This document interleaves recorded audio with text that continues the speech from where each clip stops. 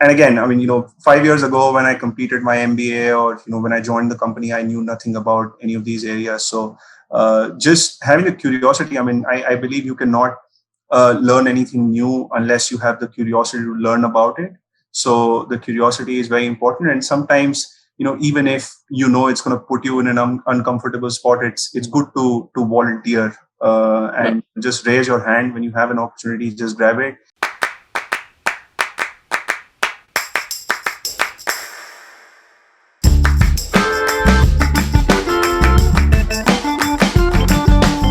Okay, everybody. This is second episode of season 2 of I Wish My Boss Told Me That. So in this season, we're going to talk more about how we upskill ourselves and how we constantly improve our skills to really make the best out of our career and to really stay up to date with what's happening, in the industry, in the economy, and in our careers. And today I'm very happy to have Madhur Bhatia here. He's our director of analytics in the GAC, our growth analytics center here in Bangalore. And Madhur is one of the youngest directors that we have at ABInBev India, and has had an incredibly steep growth to director level within 3 years, more or less from programmer to director in 3 years. So great to have you here, Madhur. Really curious to hear more about your story. Thank you, Serge. That was a very flattering introduction. Yeah, but it's the reality, man. There's nothing there. It's a pure reality, Thank you. and quite an amazing career. So let's start a little bit and go back to what your background is, how you started your career, and how you got into analytics, basically. So where did you start your career? What did you study, and what was your first job? Sure. So I'm originally from Delhi. I completed my software engineering in 2012. Got a job with an MNC here in Delhi.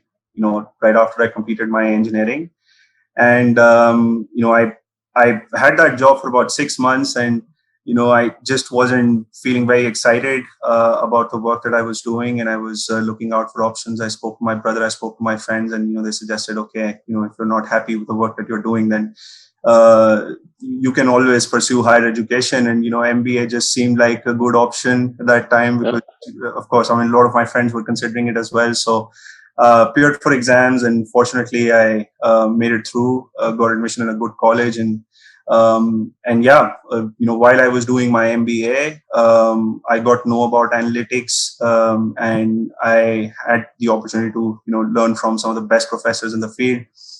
Took up courses on market research, on business analytics, and I had a background in technology, so programming for me wasn't a very alien concept. And I started reading books, watching a lot of courses online, and that helped me, at least develop the basic skills that are needed to get a job as a data scientist, and sort of just get into the industry. And from there on, it's been a fascinating journey for me. Joined a private analytics consulting company in 2015, worked there for about 18 months, and then got the opportunity to join ABI as a programmer in 2016. And I've been with the company for almost 5 years now, and it's of course just been nice. But your MBA was not in analytics, no? And the MBA was in which field? Yeah. So at that time, actually, analytics was just picking up steam in India. It was still not a very popular field. The industry was just kind of being set up. And my major was in marketing. I had a minor in finance as well. Opted for a couple of courses in strategy and a couple of courses in analytics, because those were just the courses that were being offered. Marketing requires some level of creativity, and I always felt like I didn't have that creativity. So analytics was more mathematics and science, and you could just solve problems using numbers and come up with solutions, and it just seemed like a more comfortable space for me. So that's how I drew my interest in the field. And it's actually a pretty interesting story. I mean, I wasn't really eligible for the job that I got after I completed my MBA to join as a data scientist. But I had applied for a sales position, and they interviewed me, and they looked at my CV. They found the link to my YouTube channel. They browsed through the projects that I had involved myself in, and they said that we might actually consider you for the data science role if you're interested. And I said, of course, yes. I mean, you've asked for a minimum experience of 5 years, and I don't have that, so I'm not eligible for that role. But if you're willing to waive off that criteria, then for sure, that's my first choice. And then they said, sure, we can do that for you if you're interested. And that's how I got my first job.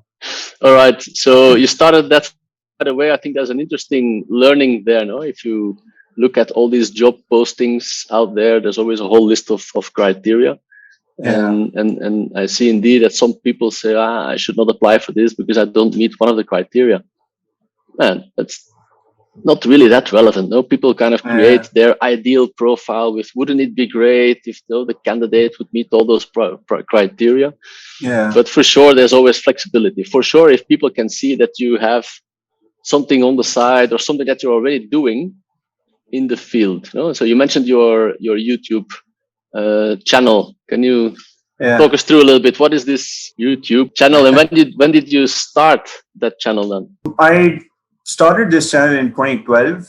It's been like 9 years since I've been doing this, and just started off as a hobby project. Actually, while I was doing my engineering, I used to download a lot of books and watch a lot of content online myself to learn the latest technology. The engineering curriculum, at least at the time I was in school in India, it was kind of obsolete. We were still coaching people on third generation languages, even though technologies like PHP and Python and .NET, they were picking up, and there were a lot of jobs that required some sort of exposure to these technologies. So like a lot of my other friends, I started learning these things on my own. And while I was doing that, I realized that there are a lot of topics that are not discussed online as much as they needed to, perhaps. And that gave me the motivation to start my own YouTube channel. So I started uploading videos on shell scripting, just because Unix was something that not a lot of people preferred using at that time. It was just about Mac, Windows. But I realized that this is a very, very interesting technology, and shell scripting was a great skill to have as an engineer. So I created 55 video tutorials and I uploaded a playlist, and I had no idea that it was become popular and people would like and subscribe to my channel. And I didn't even have that intention, to be honest. But fortunately, it grew on people, and I started seeing some subscriptions from non-English speaking countries as well. That gave me confidence to add more and more content. So now I have videos on 8 or 9 different technologies, about 450 videos in total. I have 100,000 subscribers with my channel. So, it just feels good. Man, international celebrity as well. Not only a director in ABI, but also international celebrity here. But why did you start this YouTube channel? Because it's very interesting to hear that while you are studying your MBA, you're still looking for more, right? You're still upskilling yourself in all different types of areas. And on top of that, you start a YouTube channel. Why did you start that channel? You could also just, learn those skills and move on.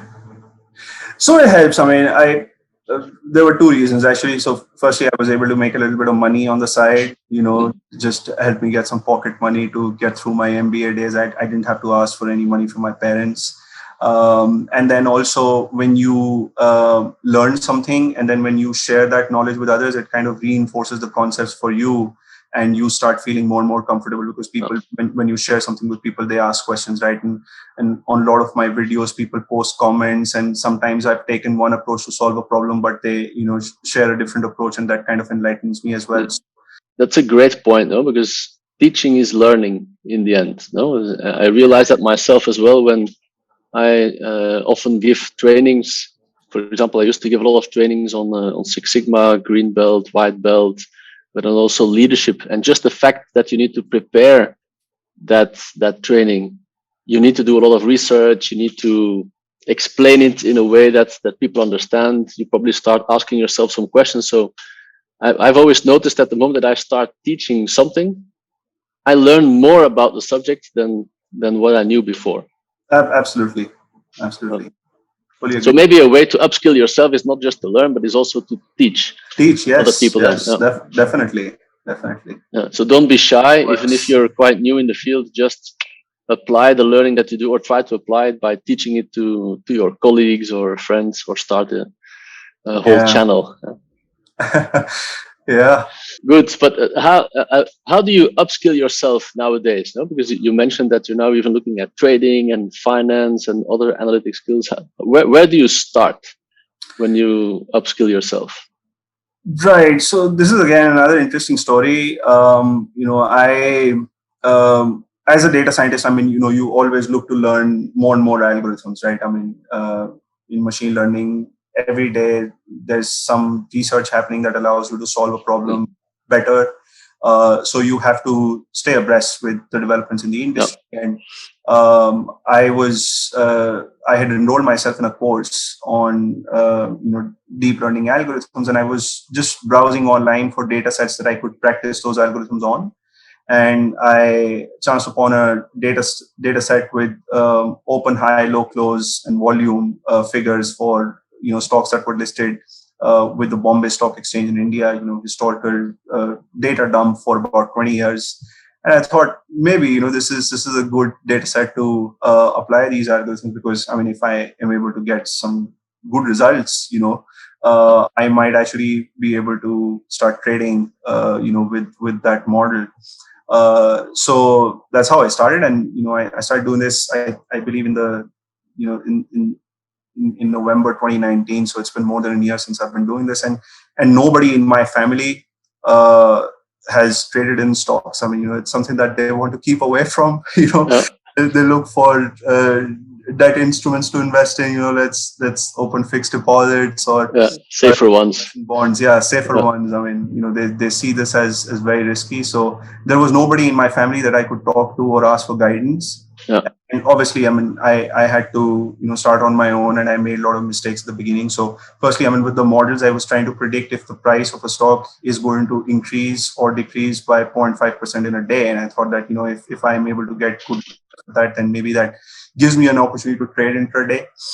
And yeah, I had no knowledge about things like volatility and momentum and liquidity. And a lot of times I was taking positions in stocks that were very illiquid assets. And sometimes I would create a position and I would be in profit, but then by the time I would exit, I would actually make a loss in that position, because there were not enough buyers or sellers that allowed me to exit at the right point. So a lot of reading. Again, I took up courses, learned about technical analysis and fundamental analysis. What kind of things algorithmic yeah. traders typically take into account. Um, How do you find the content? Huh? Because I think one of the challenges that I see nowadays is that, man, the content is free available everywhere.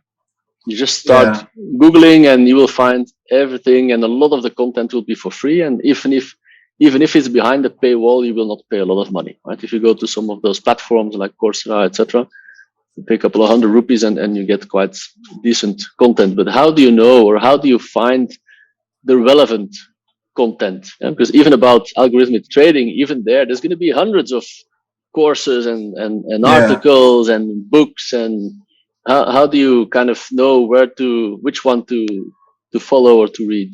If there's something that I'd known absolutely nothing about, then I just search for beginner course or technical analysis for dummies and that kind of stuff.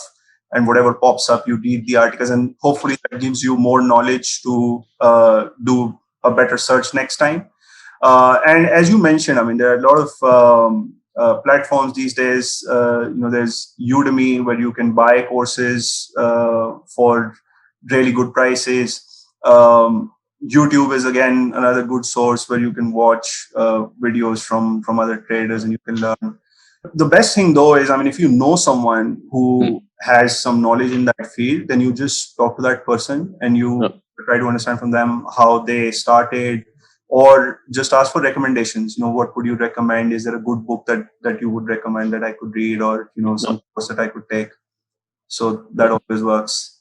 Yeah, I think that's it, man. I think a mentor in this space would be great. Look Yeah. for somebody who has already done before, somebody who is today already doing algorithmic trading, or who launched an app in that space, or and try to connect to those people. What I've learned a lot here in India is I connect to a lot of people in different domains, in domains that I'm really interested in. I connect to a lot of people. You learn more and more about the field just because you're connected to somebody who is in that field, right? And I think that's one growth hack maybe for how people can upskill themselves, is connect to people that are already in that domain, connect with them somehow, follow them and see what they are doing. And you will get, I think, much better references as to what are great books, what are great platforms, what are great content, where can you find the most relevant content, because they've done a lot of that selection already for you, right? They're experts in the domain.